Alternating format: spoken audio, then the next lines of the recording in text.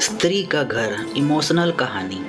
आज की ये हिंदी कहानी स्त्री का घर थोड़ी सी इमोशनल है, लेकिन इमोशनल होते हुए भी इसका संदेश बहुत अनमोल है।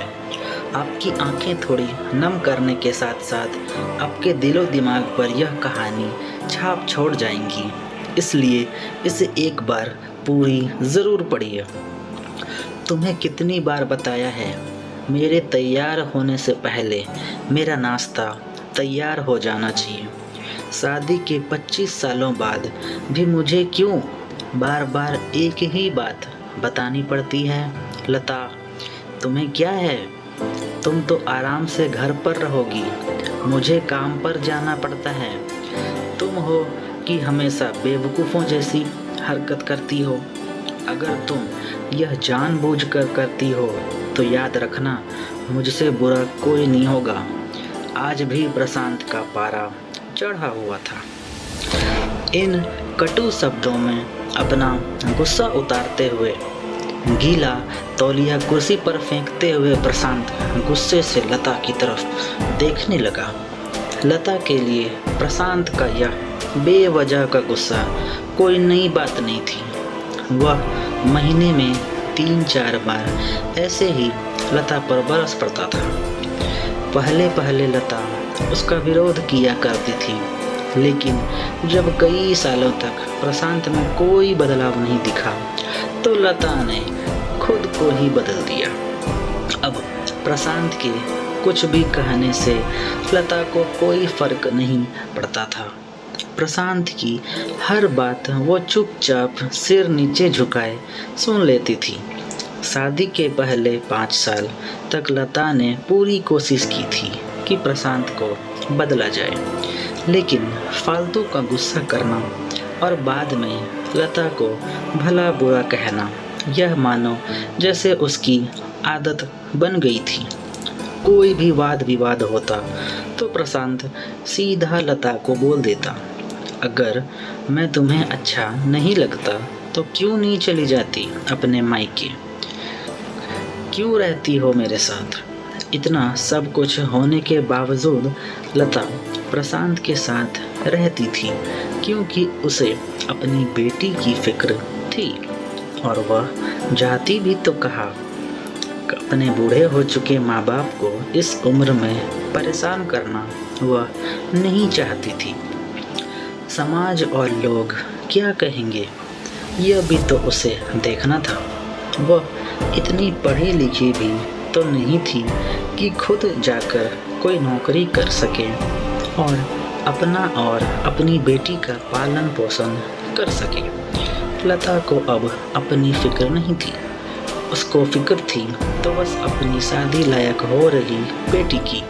लता नहीं चाहती थी कि पति पत्नी के झगड़े की वजह से काव्या डिस्टर्ब हो। काव्या की पढ़ाई पूरी हो चुकी थी, उसके लिए अब शादी के रिश्ते आने लगे थे। कई रिश्तों को काव्या ठुकरा चुकी थी। 2-3 महीने बाद एक अच्छा रिश्ता आया। रिश्तेदारों और पहचान के लोगों ने भी लड़के के बहुत गुणगान किए थे। प्रशांत एक शाम अपनी बेटी के पास बैठकर उसे बताने लगा, काव्या बहुत अच्छा लड़का है, पढ़ा लिखा है, बड़ा घर का है, बहुत अच्छी नौकरी है। ऐसे रिश्ते बार बार नहीं आते बेटा, इस बार मना मत करना। काव्या अपने पिता से ज़्यादा बात नहीं करती थी, शायद डरती थी या शायद नफरत करती थी, लेकिन आज वो अपनी पूरी हिम्मत इकट्ठा कर बोली, मुझे अभी शादी नहीं करना है पापा, मैं नौकरी करना चाहती हूँ, खुद अपने पैरों पर खड़ी होना चाहती हूँ। हाँ, तो उसमें क्या बड़ी बात है? मैंने लड़के से बात की है, वह तुम्हें किसी बात के लिए नहीं रोकेगा। तुम शादी के बाद भी नौकरी कर सकती हो, वह तुम्हें नौकरी के लिए परमिशन दे देगा। प्रशांत बोला, मेरा नौकरी करना या ना करना उसकी परमिशन पर क्यों डिपेंड रहेंगे पापा?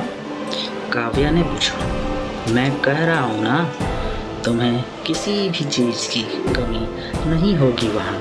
ऐसे रिश्ते बार बार नहीं आते, इसे ठुकरा मत, बहुत खुश रहोगी तुम वहाँ। प्रशांत बोला, पापा क्या मैं उतनी ही खुश रहूँगी जितनी मम्मी इस घर में खुश है? काव्या ने तंज करसते हुए कहा, आज तुम्हारी जबान कुछ ज़्यादा नहीं चल रही? प्रशांत गुस्से से आंखें बड़ी करते हुए बोला, पापा मुझे शादी ही नहीं करनी है, क्योंकि शादी के बाद अगर वह लड़का आपके जैसा निकला तो मैं क्या करूँगी? मुझे आपके जैसा जीवन साथी नहीं चाहिए जो बिना बात के मुझ पर हमेशा चिल्लाए। मुझे कुछ भी अपनी पसंद का लेना हो तो 10 बार सोचना पड़े, कहीं वह नाराज़ ना हो जाए। मेरी तबीयत कैसी भी हो उसे परवाह ना हो। रोटी थोड़ी सी मोटी बन जाए तो घर सर पर उठा ले, उसकी चेकबुक ना मिले तो भी मेरा ही दोष निकाले, और हर छोटी मोटी बात पर मुझे मायके जाने के लिए कहे। काव्या ने अपना दिल खाली करते हुए पापा से सब कह दिया। प्रशांत का गुस्सा 7वें आसमान पर था, लेकिन उसके मुंह से एक भी शब्द नहीं फूट रहा था। वो काव्या की बातें सुन रहा था। काव्या उतना ही बोलकर चुप नहीं हुई। आज पहली बार वो अपने पापा के सामने इतना कुछ बोल रही थी। पापा अपने माँ के साथ हमेशा गलत व्यवहार किया है। आप अपने ऑफिस का गुस्सा बिना सोचे समझे माँ पर उतार देते हैं। कभी इस बात की परवाह भी नहीं करते कि उन्हें कैसा लगता होगा। आपकी बातें सुन सुन कर माँ ने अपना स्वाभिमान खो दिया। प्रशांत आज पहली बार अपने किए बर्तावों को महसूस कर पा रहा था। वो इतना ही बोल पाया, जो तुम्हारा मन है वो करो, मैं तो इतना बुरा हूँ ना। काव्या ने प्रशांत का हाथ पकड़ा और बोला, पापा मुझे सिर्फ एक सवाल का जवाब दे दो, क्या आप चाहेंगे कि मेरा पति आपके जैसा हो? अगर आपका जवाब हाँ है तो कर दीजिए मेरा रिश्ता आज ही, और ना है तो मुझे आत्मनिर्भर बनने दीजिए। प्रशांत कुछ भी ना बोल पाया और वहाँ से चुपचाप बाहर चला गया। आज उसे लता के सामने जाने में शर्म आ रही थी।